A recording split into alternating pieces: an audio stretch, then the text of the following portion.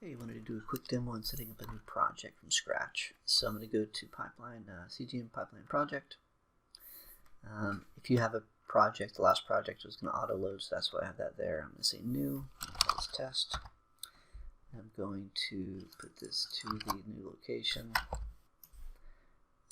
I'm going to call this test proj. Save. See the path here. So we'll start in general. So this is the name of the project. This is the type of project it is. You can do whatever you want. And if we need to add more of these, I can do that. Just let me know. Name style isn't currently working. My version is something that's just for internal stuff right now. And then lock is if you're going to have subcontractors using stuff. Excuse me. You can lock the project so that they can't edit a bunch of stuff. But typically it's going to be off for the main user. So asset types is the big one. So because I have the Unreal project, it set up the defaults. So that's why we have this here. Actually, we need to do paths first. So I'm going to go to that place. And I'm going to be coming back to this so you can kind of see. Make a new folder here called content. Make one called export. Typically we have these somewhere else in a SVN or a Dropbox or a repo, but just for now I'm going to do this here. So what I'm going to do is I want to say my root is going to be project demo. My content is going to be content, so I'm just browsing that. It keeps popping into my other window. Export is going to be export. And then image, I'm going to just map another one so you can see some. Actually, I'm just going to leave it. There is a template for you to use if you go to your tools repo. One sec. In your repo, wherever you have your My Tools, CGM images, there's a PSD filer that you can use to create your own. I have a couple in there, but that's where you do that, and you just map it, and then that's going to replace this image. When I just have it per project because it makes it easier to see what's going on. I'm going to save this, and then I'm going to fill. And it's going to fill these to my local stuff. So local, the way that this is set up is so that if you're on a team, the project owner is the one who's going to set this, and then each user can fix these paths on their local machine if they have different pathing. So someone might have an E drive or an F drive. They can fix that, and it's going to save that information to their the project file so that when they reload it, it'll load their information. So here's our asset types. For now, I'm just going to go through the defaults. I need to make this so this doesn't do this, but I don't want subs on all these. I just want an animation.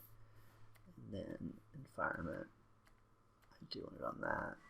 And then, so what that does, it's just the level that is at when you go to the scene stuff. So typically what we have is cool. So I'm gonna save.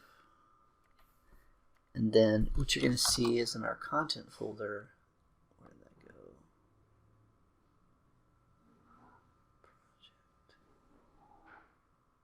Project.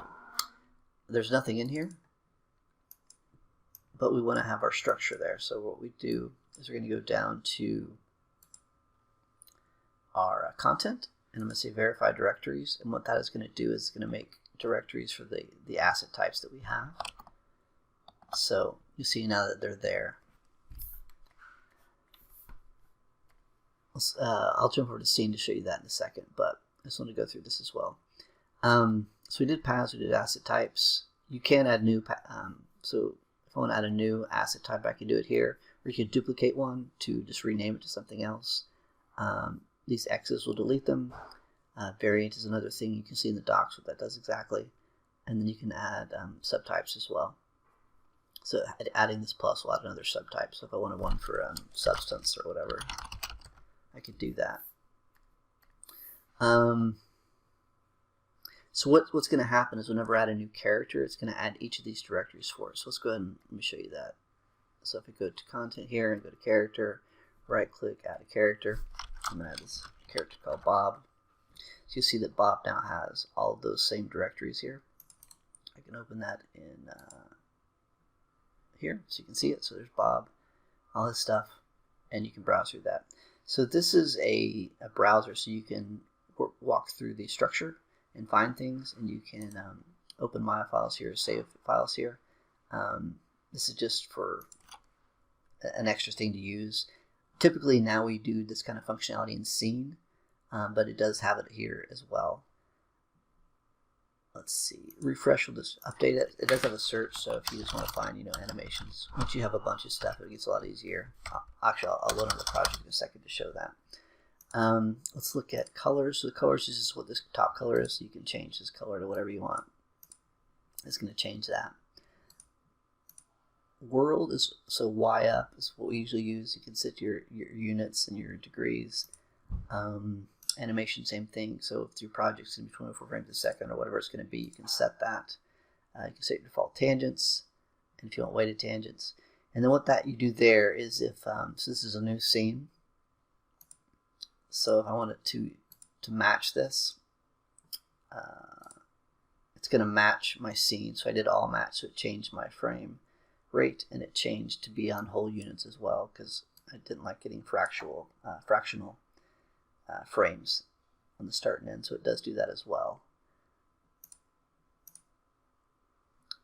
This is something we still haven't implemented yet. We're going to have more export options. We're trying to finalize right now our settings between Unreal and Unity, but there are some things that you change on the scene side when you're doing exports, and I have some notes on that, but I will cover that more in detail another time. Export is the same thing as this. There's just nothing there, so there's nothing there. You can verify the same directories there if you want. Query is and clean is something I added because Dropbox adds superfluous files when it's saving big files, and so it's a way to query those and clean them. And so query just will show in the script editor what they are, and then clean will delete those files. I have also added that functionality to Scene. But then once your project is loaded, you have the ability to easily switch between projects. So I can change to LBS. It takes a second to load because it's going through the structure and finding all the stuff. So this is all the stuff for that project. So if I wanted to find, just the animation files or directories, I can do that. Or if I was looking for just happy, then I could find that, which is nice. And then I could load those files. And then if I go to Scene, it'll load to that. So if I load to Scene, then it's going to be there.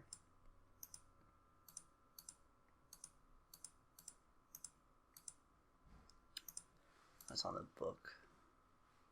Did we do cutscenes? Yeah, we did cutscenes. Yeah, so here they are. I didn't have thumbnails when we first started this, so it was only on the end ones that have it.